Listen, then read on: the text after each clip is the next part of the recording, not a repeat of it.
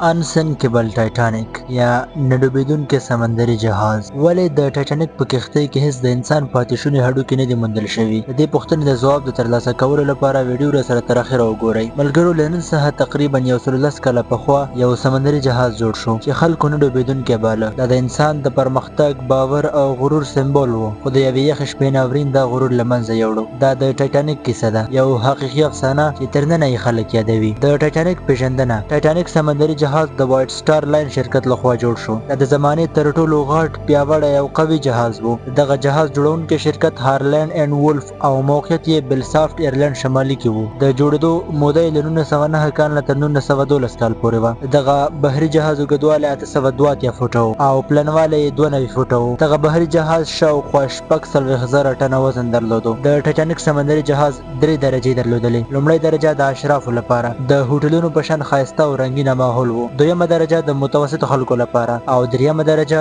د مهاجرینو لپاره چې ډیری د اروپا نه امریکا ته تلل. ټایټانیک د وخت تر ټولو پرمختللی، ښایسته او لوکس جهاز و او خلکو باور درلود چې هیڅ کله به غرق نشي. د ټایټانیک لومړی سفر. ټایټانیک د خپل لومړي سفر لپاره د 10 اپریل په شپه 1912 کال د ساوثهمپټن انګلستان نه روان شو، د امریکا د نیویارک په طرف. د جهاز په منځ کې شاوخوا 2240 مسافرین او عمله مسافرین د ټولې نړۍ نه راغلي وو، د شتمنو خلکو نه نیولې تر غریبو مهاجرینو پورې پکې وو. د جهاز فضا ښایسته وه، خوراک، ساتیرۍ او خدمتونه د هر چا لپاره جذاب وو. خلکو د ټایټانیک سفر د ژوند یو تر ټولو ښه فرصت باله، خو بدبختانه هیڅ څوک نه پوهېدل چې دا به یو وروستی سفر وي. د واورې د لوی غره سره ټکر. د 14 اپریل په شپه 1912 کال د شپې په 11:40 باندې ټایټانیک سمندري جهاز د واورې د یو لوی غره سره ټکر شو. د ټکر له امله د جهاز لاندې برخه سیرې شوه، اوبه په ډېرې چټکۍ سره درنه شوې. د جهاز د شپږو څخه زیاتې برخې له منځه لاړې او ډوبې شوې. حال دا چې یوازې 4 برخې باید تخریب شوی وای ترڅو جهاز ډوب شي. ټکر داسې ښکاره نه و، خو د زلزلې په شان و. د غرور دغه ستره قلعه اوس د فنا کېدو په درشل ولاړه وه. د ژغورنې هڅې او د مرګونو شمېر. په دغه سمندري جهاز کې شاوخوا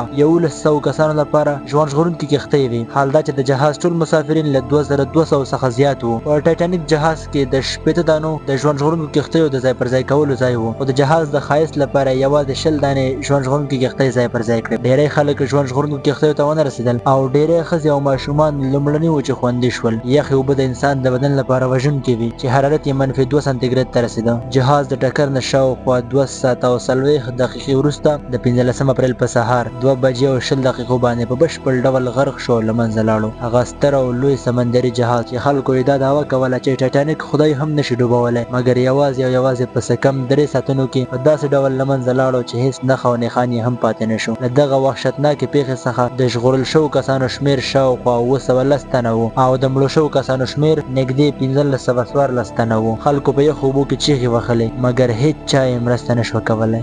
د ټایټانیک د غرقېدو پایلې. د ټایټانیک له غرقېدو وروسته نړیوال قوانین بدل شول. هر جهاز ته لازمي شوه چې د هر مسافر لپاره ژوند ژغورونکې کښتۍ موجودې وي. د سمندري امن لپاره راډیو سیسټمونه، خبرتیاوې او تمرینونه اجباري شول. د ټایټانیک پاتې شونې په 1915 کال کې د سمندر له 3800 مترو ژورې برخې څخه وموندل شول. ټایټانیک غرق شو خو پیغام یې پاتې شو. ولې د ټایټانیک په کښتۍ کې هیڅ د انسان پاتې شونې هډوکي نه دي موندل شوي؟ ټایټانیک د اتلانتیک سمندر د ډېرې ژورې برخې ته تللی دی، شاوخوا 3800 متره ژورې برخې ته. د دې ژورې له امله سمندر د کلسیم کاربونیټ استازیتوب نه کوي. دا کلسیم کاربونیټ هغه مواد دي چې د انسان هډوکي ورڅخه جوړ شوي دي. په پیښه کې ګڼ شمېر انسانانو ژوند ژغورونکي کمربندونه اغوستي وو چې د مرګ وروسته یې جسدونه نږدې سمندر ته په سطحه کې خپاره شول. طوفان او سمندري جریانونو بیا دا جسدونه له سیمې لرې کړل. څه هم ځینې باور لري چې په کښتۍ دننه بندو برخو کې ممکن پاتې شونې وي، لکه د یخچال یا انجن خونه. تر یوې پېړۍ وروسته دا هم امکان نه لري.